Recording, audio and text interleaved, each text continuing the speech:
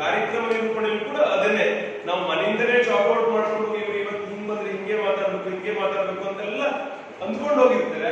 ಆದ್ರೆ ಅಲ್ಲಿ ಯಾರು ಬಂದೇ ಇರೋದಿಲ್ಲ.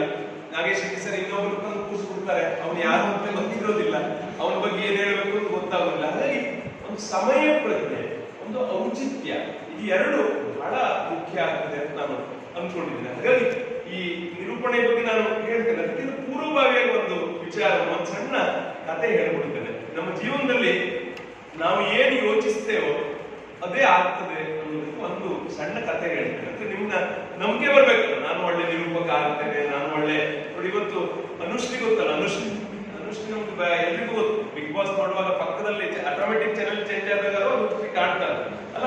ಹಾಗಾಗಿ ಅನುಶ್ರೀ ಒಂದು ಕಾರ್ಯಕ್ರಮಕ್ಕೆ ₹1,00,000 ತಗೊಳ್ತಾರೆ, ನೆನಪಿಟ್ಕೊಳ್ಳಿ.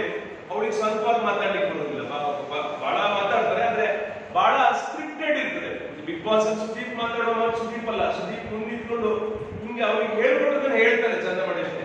ಅದು ಸ್ಕ್ರಿಪ್ಟೆಡ್ ಆಗಿರುತ್ತೆ. ಕೆಲವರು ಸ್ವಲ್ಪವಾಗಿ ಮಾತಾಡ್ತಾರೆ, ನಿಭಾಯಿಸ್ತಾರೆ, ಆದ್ರೆ ಬಹಳಷ್ಟು ಸ್ಕ್ರಿಪ್ಟೆಡ್ ಆಗಿರುತ್ತೆ. ಆ ಸ್ಕ್ರಿಪ್ಟ್ ಬರೆಯೋರು ಬೇರೆ ಇರ್ತಾರೆ, ಅಲ್ಲಿ ಹೇಳೋರು ಬೇರೆ ಇರ್ತಾರೆ. ಆದ್ರೆ ಇಲ್ಲಿ ನಾವು ಮೊದಲಿಗೆ ಅರ್ಥ ಮಾಡ್ಕೊಳ್ಬೇಕಾಗಿರೋದು ಅಂತಂದ್ರೆ, ಜೀವನದಲ್ಲಿ ನಾವು ಏನ್ ಯೋಚಿಸ್ತೇವೋ ಅದೇ ಆಗ್ತದೆ. ನೋಡಿ, ನೀವು ಗವರ್ಮೆಂಟ್ ಕಾಲೇಜಲ್ಲಿ ಓದ್ತಿರ್ಬೋದು ಅಥವಾ ದೊಡ್ಡ ದೊಡ್ಡ ಕಾಲೇಜಲ್ಲಿ ಓದ್ತಾ ಇರ್ಬೋದು, ಯಾವ ಕಾಲೇಜಲ್ಲಿ ಬೇಕಾದ್ರೂ ಓದಿ. ಆದ್ರೆ ನಾಳೆ ಕಾಂಪಿಟೇಷನ್ ಅಲ್ಲಿ ಗವರ್ಮೆಂಟ್ ಕಾಲೇಜ್ ಮಕ್ಕಳು ಅಂತ ನಿಮಗೆ ಹಿಂದೆ ನಿಲ್ಸೋದಿಲ್ಲ, ಏಡೆಡ್ ಕಾಲೇಜ್ ಮಕ್ಕಳು ಅಂತ ಮುಂದೆ ನಿಲ್ಸೋದಿಲ್ಲ.